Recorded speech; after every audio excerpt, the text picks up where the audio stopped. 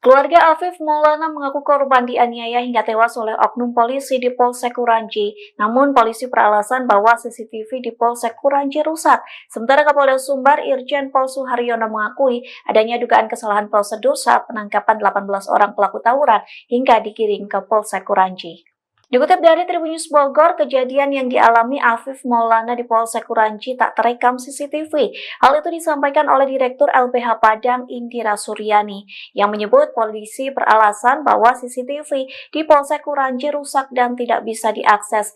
Di satu sisi, Kapolda Sumbar Suharyono mengakui adanya dugaan kesalahan prosedur dalam penangkapan 18 orang pelaku tawuran. Namun Suharyono menegaskan dari 18 orang yang diamankan di Polsek Kuranji itu tidak ada almarhum Afif Maulana.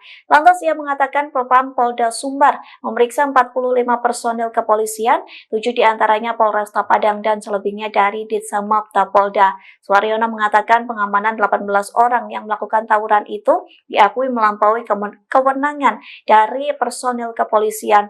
Oleh sebab itu pihaknya akan bertindak tegas terhadap oknum polisi yang melakukan kesalahan saat bertugas. Namun Suharyono tetap menegaskan bahwa kematian Afif Maulana diduga karena melompat ke Sungai Patang Kuranji. Download Tribun X sekarang, menghadirkan lokal menjadi Indonesia.